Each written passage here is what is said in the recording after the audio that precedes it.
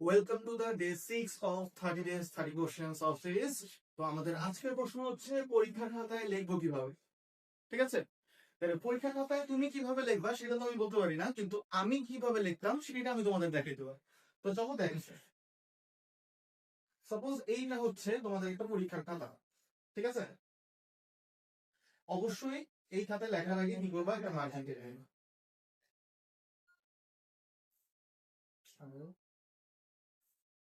Right,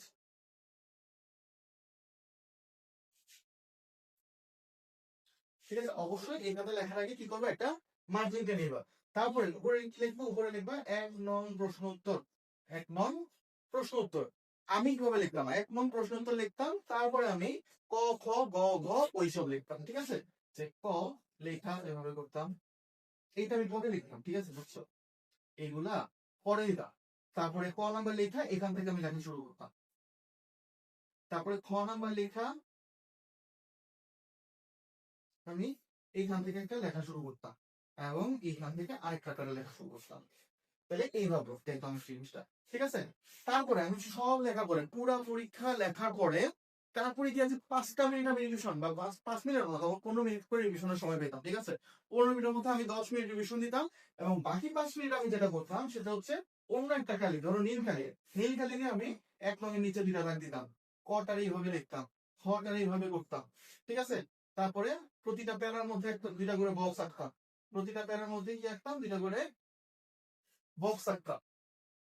ঠিক আছে, এটা আমি করতাম হচ্ছে লাস্ট 5 মিনিটে। তুমি যদি এইটা লেখার সাথে সাথে করতে চাও তাইলে কি হয় বলি, যে তুমি ধরো 1 নং লিখলা, তারপর নীল কালি উঠাইলা দাগ দিলা, তারপর আবার কালো কালি উঠাইলা ক লিখলা, আবার নীল কালি উঠাইলা দাগ দিলা, আবার কালো কালি উঠে ইয়া লিখলা, কি বলে প্যারা দিয়ে লিখলা।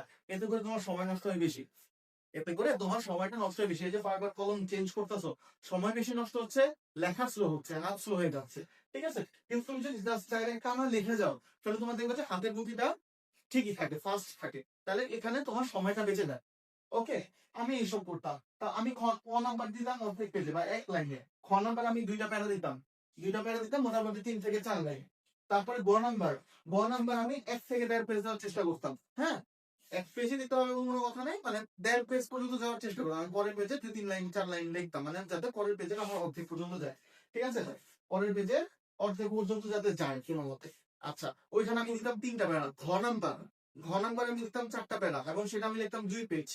4টা প্যারা দিতাম, এবং 2টা প্যারার মাঝখানে 2 আঙ্গুল বা 1 আঙ্গুল করে আমি ফাঁক রাখতাম, 2 আঙ্গুল বা 1 আঙ্গুল করে ফাঁক রাখতাম। তো এর ফলে কি দেখা যেত, যে আমার প্রেজেন্টেশন ভালো হচ্ছে, আমার খাতাটা দেখতে টিচারদের ভালো লাগতেছে।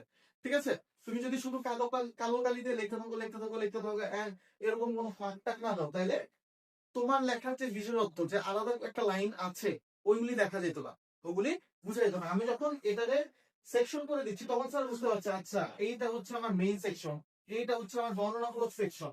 ঠিক আছে, তুমি যদি ইয়ে দাও তাহলে ওটা তোমার বুঝতে পারতো না। স্যার আমার এই 1 লাইন, ধরো যে আমি গ নাম্বার লিখতেছি, হ্যাঁ আমি কি লিখতেছি, গ নাম্বার লিখতেছি, গ নাম্বারে আমি 3টা প্যারা দিছি, গ নাম্বারে আমি কয়টা প্যারা দিছি, 3টা প্যারা দিছি।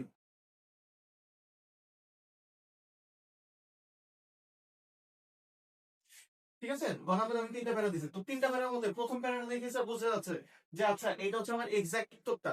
হ্যাঁ, এই গ নাম্বারের এক্সাক্ট উত্তরটা হবে তোমার প্রথম প্যারায়, স্যারটা দেখে বুঝে যাচ্ছে যে আমি কি লিখতে যাচ্ছি। তারপর স্যার হয়তো বর্ণনা প্রশ্নটা দেখতোই না, এরপরে লাস্টে গিয়ে আমার উপসংহারটা দেখতো, যে আচ্ছা ঠিক আছে আমি এই সিদ্ধান্তে আসতে পেরেছি। তাহলে এইভাবে তোমার খাতার প্রেজেন্টেশনটাকে সুন্দর বানায় ফেলো, তুমি অনেকখানি আগে যাবো বাকি স্টুডেন্টদের থেকে। তাহলে এই হচ্ছে আমাদের আজকের প্রশ্ন এবং আজকের উত্তর। দেখা হচ্ছে ডে নাম্বার 6-7-এ।